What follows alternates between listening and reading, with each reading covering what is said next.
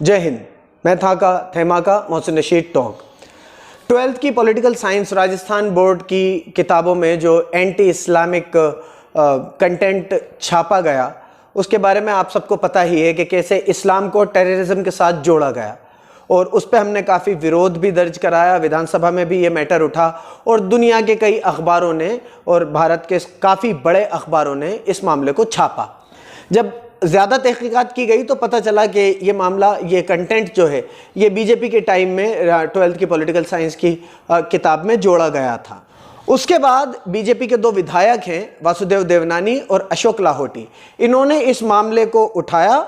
ये पब्लिशर और पासबुक वालों की तरफ से ढाल बन के खड़े हुए और इन्होंने कहा बिल्कुल इस्लामिक टेररिज्म है, या आतंकवाद को इस्लाम से जोड़ के देख सकते हैं, इस पर बात करना चाहिए।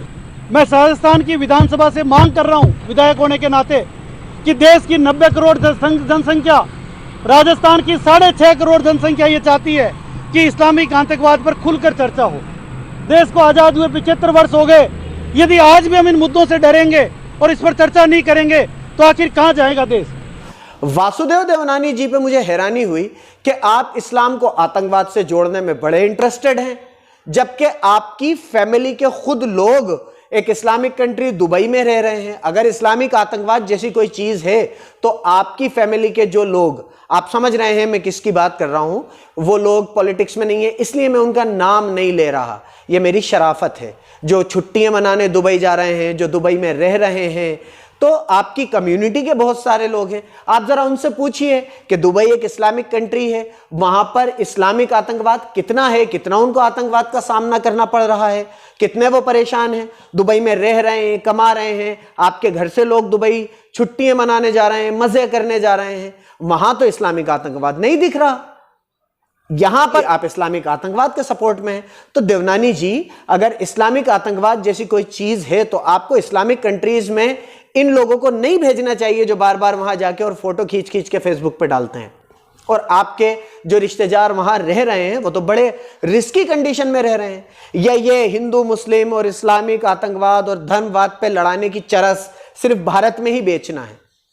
मैं दुबई के जो अथॉरिटीज हैं उनसे भी गुजारिश करूंगा कि जो आदमी आपके मजहब को टेररिज्म से जोड़ने को सपोर्ट कर रहा है, उसको बैक कर रहा है, बार बार आपके मजहब पे टेररिज्म के ठप्पे लगाने की कोशिश कर रहा है, मुझे लगता है दुबई की अथॉरिटीज को भी इन चीजों पे एक्शन लेना चाहिए।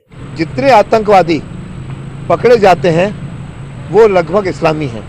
दूसरी बात, अशोक लाहोटी जी, पहले भी 2 मामलों में मैं इन्हें आईना दिखा चुका हूं, तीसरा मामला ये एक बार फिर आ गया, मैं फिर आपको आईना दिखा देता हूं। लाहोटी जी, मेरे पास बीजेपी के कुछ नेताओं के स्टेटमेंट्स हैं, या तो वो झूठे हैं, वो गधे हैं, उन्हें समझ में नहीं आता कि टेररिज्म को किसी मजहब से जोड़ना चाहिए या नहीं, या फिर वो लोग हैं जो टेररिज्म को रिलीजन से जोड़ते हैं। मैं पहले आपकी ही पार्टी के कुछ पॉलिटिशियंस की स्टेटमेंट्स आपको सुना देना चाहता हूं जो रिलीजन और टेररिज्म को जोड़ने पर बात करते हैं। उसके बाद गधा कौन है, जोड़ने वाला या नहीं जोड़ने वाला, ये आप खुद डिसाइड कीजिए। बीजेपी का दृष्टिकोण बहुत ही स्पष्ट है कि आतंकवाद का न कोई ईमान होता, न कोई धर्म होता, न कोई आस्था होती है। We must reaffirm that terrorism cannot and should not be associated with any religion, nationality, civilization or ethnic group. It is a crime against the entire humanity. East Asia summit में पीएम मोदी ने अहम बात कही है। प्रधानमंत्री ने कहा कि धर्म और आतंक का लिंक नकारने की जरूरत है। प्रधानमंत्री ने कहा कि धर्म से भी आतंकवाद का कोई लेना देना नहीं है, क्योंकि कोई भी धर्म या मजहब आतंक की बात नहीं करता। मैंने दुनिया के कई वरिष्ठ नेताओं से बात की, अलग अलग सांप्रदायिक धाराओं से जुड़े हुए नेताओं से बात की, और उनको मैंने समझाया कि आतंकवाद को रिलीजन से डीलिंग कर देना चाहिए पहले, क्योंकि आतंकवाद का कोई धर्म नहीं होता, किसी के साथ वो नहीं होते, वो खिलाफ होते हैं तो इंसानियत के खिलाफ होते हैं। और मैं कहना चाहता हूं, आतंकवाद आतंकवाद होता है। आतंकवाद की कोई जाति नहीं होती, कोई पंथ नहीं होता, कोई मजहब नहीं होता। आप खुद डिसाइड कीजिएगा कि एक्चुअली गधा कौन है, रिलीजन को टेररिज्म से जोड़ने वाला या ये बात कहने वाला कि रिलीजन को टेररिज्म से डीलिंक कर देना चाहिए। ये फैसला मैंने आपके ऊपर छोड़ा। तो तो एक तरफ इन्हीं की पार्टी के लोग कहते हैं कि रिलीजन को टेररिज्म से डीलिंक कर देना चाहिए, जोड़ नहीं सकते। दूसरी तरफ ये दोनों महाशय कह रहे हैं कि क्यों, इस्लामिक टेररिज्म पे चर्चा होना चाहिए। तो भाई पहले अपने घर में तय कर लो कि बोलना क्या है।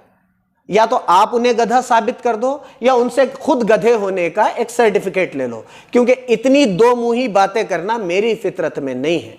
मुझे उम्मीद है कि इंटरनेशनल अथॉरिटीज उन लोगों पे एक्शन लेंगी जो फिजूल में इस्लाम को टेररिज्म से जोड़ रहे हैं, और बीजेपी वाले खुद आपस में ये तय कर लेंगे कि इस्लाम को टेररिज्म से या किसी रिलीजन को टेररिज्म से जोड़ना है या नहीं। एक बार अपने घर में बैठ के बात कर लीजिए, उसके बाद विधानसभा में मुद्दा उठाने की बात करना। बहुत बहुत शुक्रिया। मैं था का थेमा का मोहसिन रशीद टॉक।